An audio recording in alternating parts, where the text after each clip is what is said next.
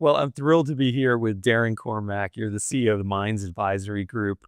I'm Raj Kumar, and you're listening to a special episode and watching a special episode of the Devex podcast. This is a sponsored episode by the Hilton Foundation because we are here to talk to the latest winner Yeah. of the Conrad and Hilton Humanitarian Prize. It's a big thing. Congrats.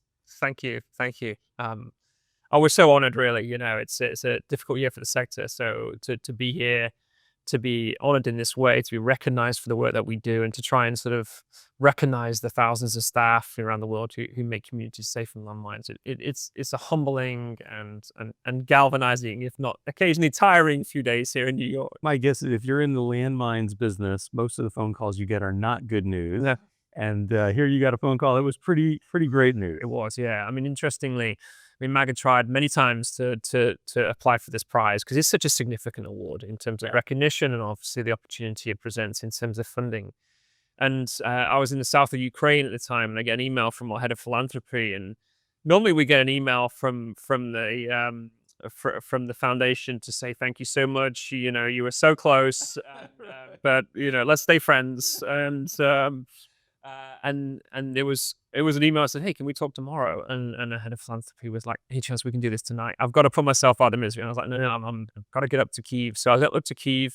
That night, I'd seen the most devastating attack on Kyiv in months. Wow. My driver who'd driven us up to Kyiv had his family home had been bombed, but he didn't tell us until we got out of the car because he was so keen to be committed and get us where we needed to be.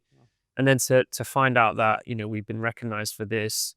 And in recognition of those deminers I'd spent 2 days with in the south of Ukraine, whose lives have been completely upended and were now doing what they can to make their communities safe.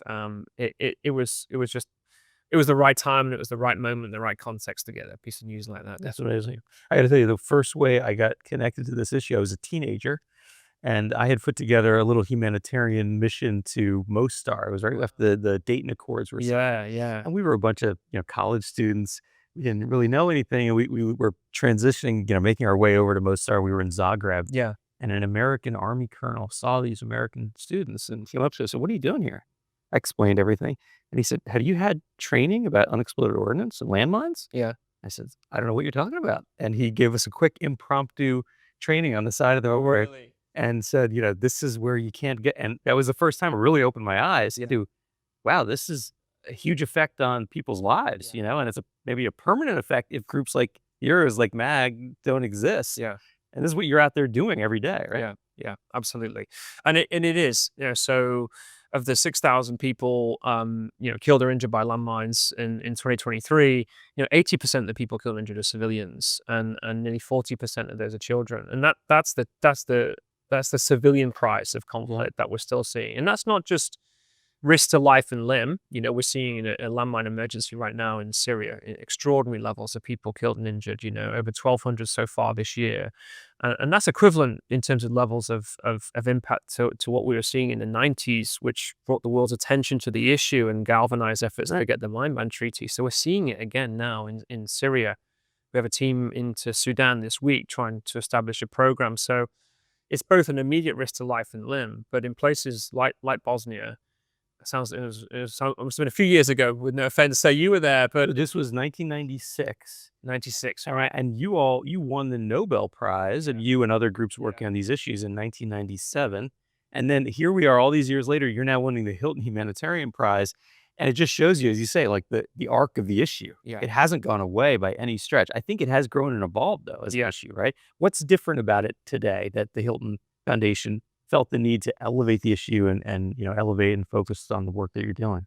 I mean, I think the backdrop right now is we're seeing these rising levels of conflict, highest levels of conflict since World War II, and, new emergencies in terms of use of explosive weapons in populated areas. So whether that be, as I say, somewhere like Syria, Sudan, obviously the devastation in Gaza that we've all witnessed, but also in Ukraine. I think it's been these conflicts, I think, have elevated it in terms of sort of public consciousness, and also, we're seeing challenges in respect to international humanitarian law and some of those long-held norms that I think govern to some extent conflict. I think they're being eroded, and within that, disarmament treaties, including the mine ban treaty, and we've seen those be under threat as a result of how weapons are being used and states have positioned themselves. So I think all those ingredients are in there, as we kind of told our story. But the story we're principally telling is that the vast majority of people, as I say, are impacted as civilians, and too often that's children. And I think that deadly legacy that either we clear a landmine or somebody steps on them. They're the only two ways of dealing with this problem ultimately, and they'll stay in the ground, and they're still there in Bosnia. That road you drove on will still have Exactly. signs to And the you side. think about the economic development that could happen in countries after they've resolved the conflict, Yeah, but that won't, exactly. right? And you mentioned Ukraine. I interviewed Howie Buffett not long ago, Yeah, who's working there trying to take tractors and retrofit them to be mine detection yeah, devices.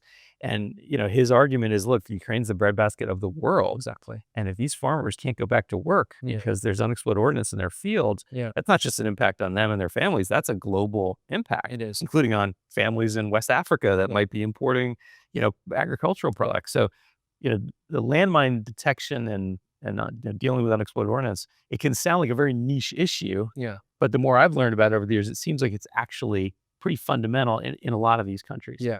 Yeah.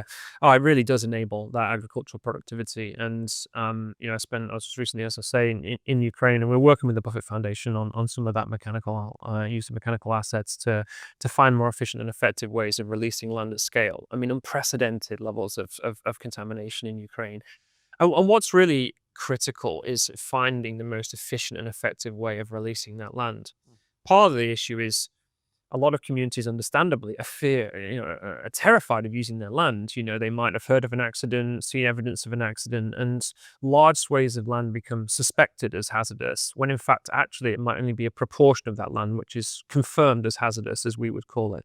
And trying to use the most efficient and effective way of reducing that problem down to what is the actual problem is a big part of mine action. It's a big part of being able to say to the community, you can go on and use this land. To a farmer, you can use this land, and confidently use your machinery in this land to get it back into productive use. And it's also the same for smallholders as well. In somewhere like southern Lebanon, which was impacted by an enormous rise in commodity import prices because of the war in Ukraine.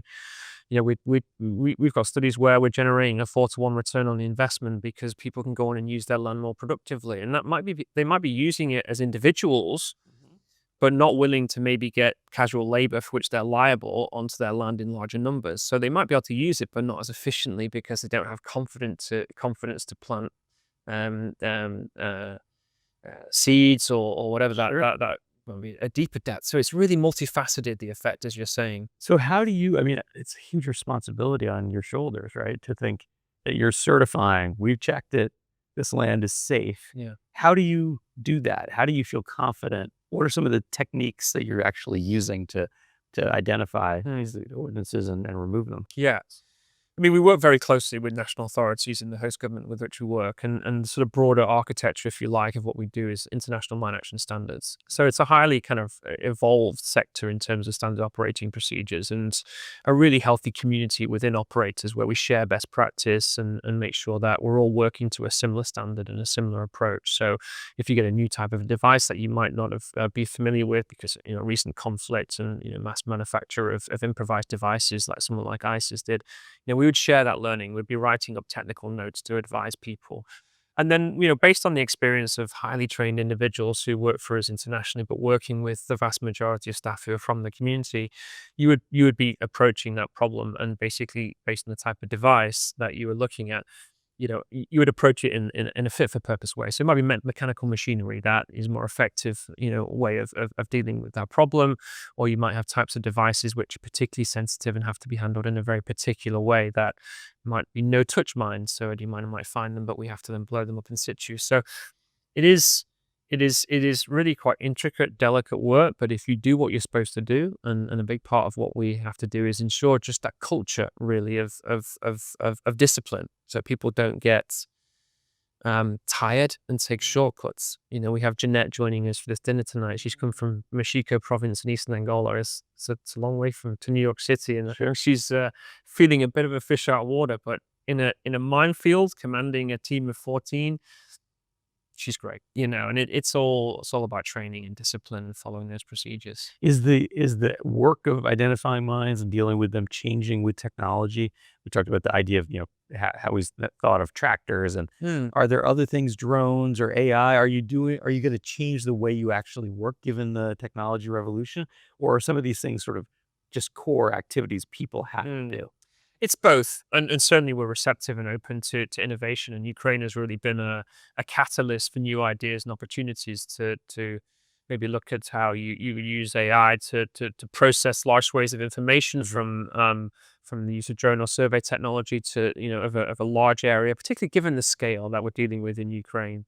So that's one way. We're certainly open to innovation, but innovation can often be associated with shiny technological developments, and as I say, we're open to that. But it's often the kind of the day-to-day processes that you can find ways of doing more efficiently. And over the years, we found if we can work with national authorities and work with them to say, what, maybe clearing to a shallower depth than we currently have to clear because the type of contamination we're working with, that can result in enormous improvements in efficiency or attitudes to whether something a minefield might have to be completely metal free or just mine free. Mm. And some national authorities don't feel confident in handing over land that is not is that is only mine free because what are these other signals, Mhm. and how do we kind of create some of that peer learning opportunities between states with whom we work to So you could have shrapnel from war. or Coke cans, bottle Really? tops, Or things like anything, that that are right. generating a signal. And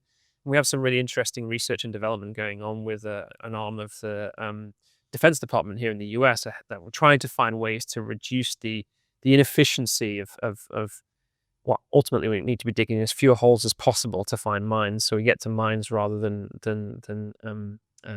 incorrect signals, if you like. You referred to this a little bit at the start of the discussion. It's a tough moment to be working in the humanitarian space. Yeah. Funding levels are really under threat from all around the world. Uh, how do you make the case to policymakers that this is the stuff they should focus on in the sea of priorities with a diminishing budget? Yeah. Why focus on mine action?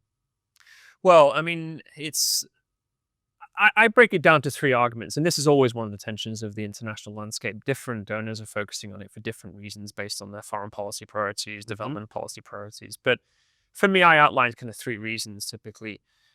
One, and I think, for us organizationally, that moral imperative to help people whose, life and limb is in danger. It's that humanitarian imperative to do what we do because of the numbers of people, civilians and children who are Children, yeah. affected. The second is the development argument, is the fact that we enable wider activity that might be humanitarian assistance in conflict zones, but it's also about, as we talked about, it's about enabling agricultural productivity, access to schools. I was talking the other night at a conference about a school in northeast Syria that we, local community, were unable to use because it'd been an ISIS prison camp, and for many years after the conflict, it was still booby trapped. It was still suspected as hazardous. We were able to finally release that school. It took a couple of months to clear it, and now 700 children are going to that school. And I think if communities can feel that their roots are deepening, that connection to place, to home, that sense of opportunity and renewal, as we see so many people return to Syria now, I think it is a contribution to that stability in fragile contexts, and certainly for some of the pressures that Europe's feeling around migration from that region, but other states. There's a development and stabilization agenda. But thirdly, is also this piece around how you're linking sort of diplomacy, defense, and development. And so many of the countries in which we work in, it's a diplomatic lever because it builds confidence. What we do is tangible. A senior general, we might be working with, sees land that's cleared. You can show to your community, your citizens, that this land is now safe. It's a very tangible expression of aid. It becomes a diplomatic lever for ambassadors to pull as a result of that relationship. But there's also a domestic dividend.